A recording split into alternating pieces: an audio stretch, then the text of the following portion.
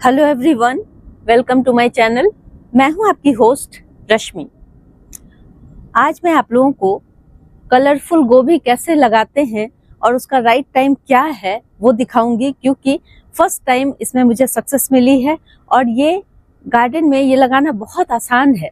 इसीलिए आज मैं इसके बारे में आप लोगों को बहुत सरल तरीके से, बहुत इजी वे में बताऊंगी कि मेरा कैसा एक्सपीरियंस रहा और किस तरह से आप इसे उगा सकते हैं।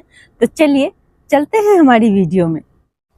जिस कलरफुल गोभी की मैं बात कर रही थी उसमें से मैंने 2-3 हार्वेस्ट कर लिए हैं। थोड़े कम ही मैंने लगाए थे क्योंकि मुझे पता नहीं था कि मैं इसमें सक्सेसफुल हो पाऊंगी या नहीं। लेकिन वो देखें आप किस तरह यहाँ पे ये गोभी लगी हुई है, वो भी गमलों में छत पे। तो यहाँ देखें 2 कलर की गोभी लगाई थी मैंने, एक येलो और एक ये पर्पल। 2 ही दिन में ये इतने तेजी से बढ़ते हैं कि देखें ये एक तरह का फ्लावर है और ये फ्लावर अगर हमने टाइम पे इसे हार्वेस्ट नहीं किया तो ये खिलने लगते हैं। जैसे कि आप यहाँ पे देखें ये थोड़े थोड़े इस तरह से हो जाते हैं। तो जब तक ये इस कंडीशन में हो आपको हार्वेस्ट कर लेना है।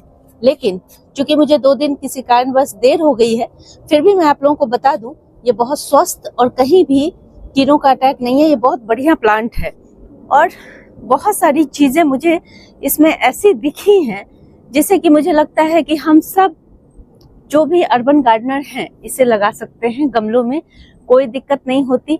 और हम लोगों के साथ जो परेशानियां होती हैं कि पेस्ट का अटैक बहुत ज़्यादा हो जाता है और हमारी सब्जी, हमारी सारी मेहनत बेकार हो जाती है, तो मुझे ऐसा समझ आया कि इसमें पेस्ट रेजिस्टेंट पावर भी है, जिसकी वजह से आप यहाँ देख सकते हैं एक बार भी मैंने इसमें किसी भी तरह के पेस्टिसाइड का, ऑर्गेनिक या केमिकल का छिड़काव नहीं किया है। और उसके बावजूद भी आप इसकी पत्तियों को देख सकते हैं, किसी कीड़े ने इस पे अटैक नहीं किया है। तो ये शायद न्यू वैरायटी ऐसे ही डेवलप की गई है। और आज मैं इसके बारे में आप लोगों को पूरी जानकारी दे दूं कि किस तरह मैंने इसे लगाया है। बहुत सिंपल तरीके से लगा करके मैंने इसे कोशिश की है एक्सपीरियंस लेने की, और मैंने सोचा कि उसके बाद ही आप लोगों को बताऊंगी कि इसे लगाना चाहिए या नहीं।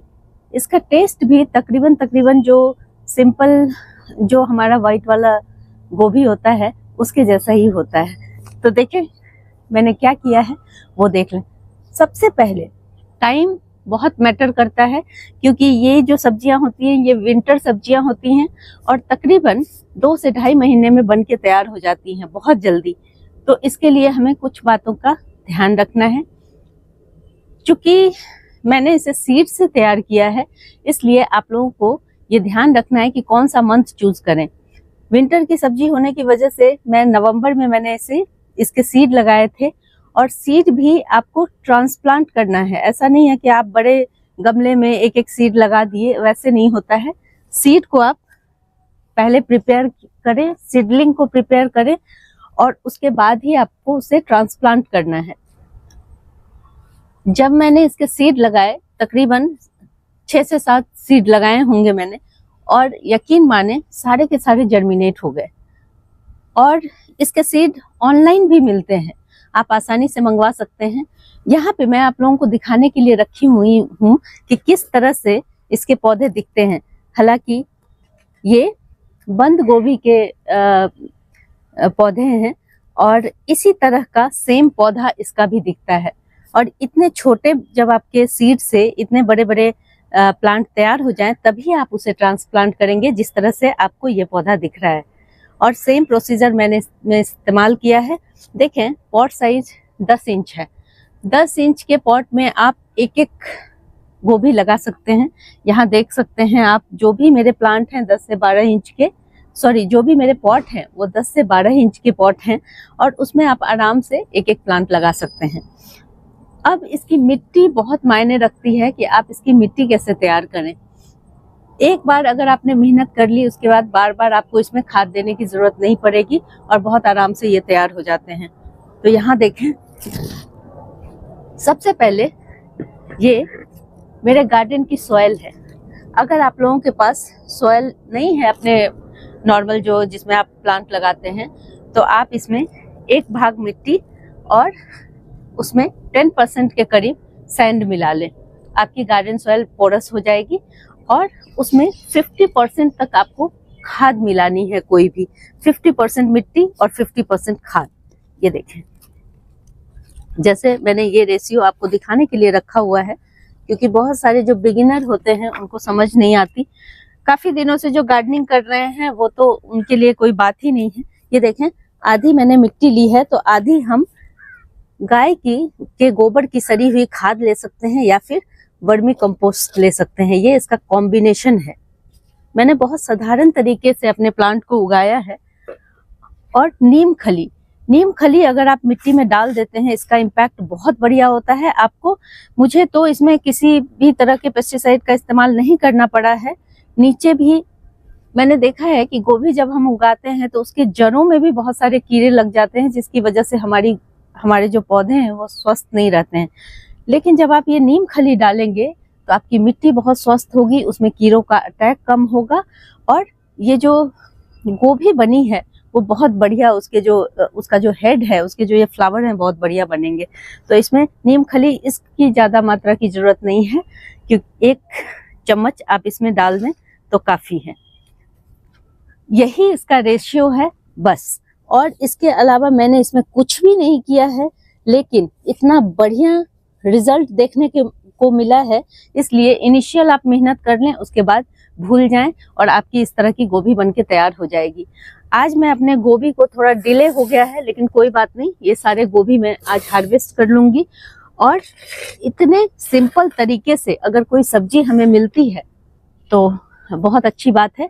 और अंतराल क्या रखें, जैसे मान ले, देखिए मेरी यहाँ पे 4 बचे हुए हैं मेरी गोभी। मैंने बताया आप लोगों को कि 6 ही सीड लगाए थे मैंने, 2 राइट टाइम पे हार्वेस्ट कर लिए थे, उसका टेस्ट बहुत बढ़िया था।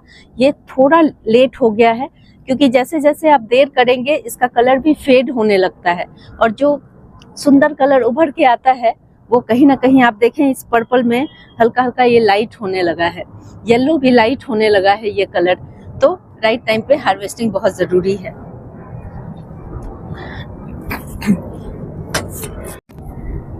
देखें, बहुत आराम से ये निकल गई। कितना सैलो इसका रूट है वो देखें, इसकी रूट तो बहुत ही ज्यादा सैलो है।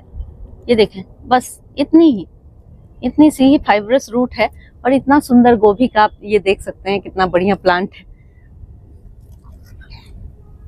इसी तरह से सबकी हार्वेस्टिंग कर लूंगी, कोई पेस्टिसाइड की जरूरत नहीं है, और नेचुरल तरीके से आप अपने घर में खाने के लिए इतनी बढ़िया सब्जी उगा सकते हैं।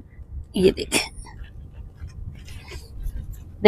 इतनी बड़ी गोभी, पत्ते बहुत कम हैं। पता नहीं ये इस ब्रीड की वैरायटी है, मेरा एक्सपीरियंस तो ऐसा ही हुआ है। आगे आगे लगाऊंगी तो मैं आप लोगों से जरूर शेयर करूंगी कि कैसा एक्सपीरियंस हुआ है। और हाँ, अभी चूंकि फरवरी का मंथ चल रहा है तो आप इसे इस समय नहीं लगाएंगे, क्योंकि गर्मी अब बढ़ती जा रही है तो ये अच्छे नहीं होंगे। इसलिए टाइमिंग का जरूर ध्यान रखें, क्योंकि ये जो गोभी हैं ये सारी की सारी हाइब्रिड वैरायटी हैं। हाइब्रिड में टेम्परेचर आपने देखा होगा कि बहुत जगह पॉली हाउस बना के इन सब की खेती की जाती है, लेकिन चूंकि हम इतने बड़े पैमाने पे किसानों की तरह खेती नहीं करते हैं, गमलों में अपने शौक के लिए ये चीजें उगाते हैं, इसलिए हमें कुछ बातों का ध्यान रख करके सही राइट टाइम पे अगर आप लगा देंगे तो आपको अच्छी हार्वेस्टिंग मिल जाएगी।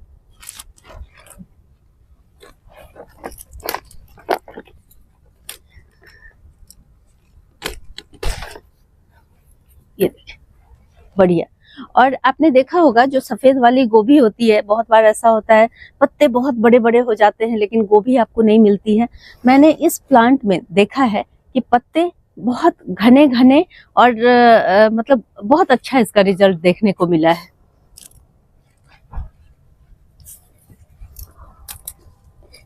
देखें, ये जो है, ये हालांकि इसकी भी सब्जी बन जाएगी, लेकिन ये नौबत आने ही नहीं दें, ये फूल खिलना नहीं चाहिए।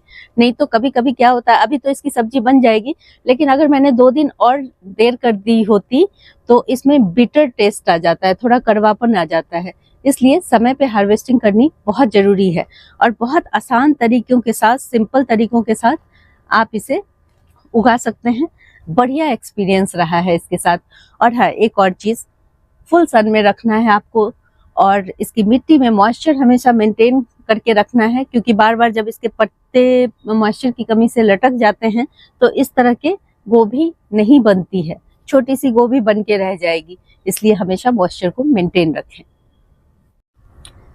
अगर आप लोगों को मेरी ये वीडियो पसंद आती है तो प्लीज इसे लाइक, शेयर एंड सब्सक्राइब करना ना भूलें। बेल बटन को जरूर दबाएं। Live nature, love nature. Thank you.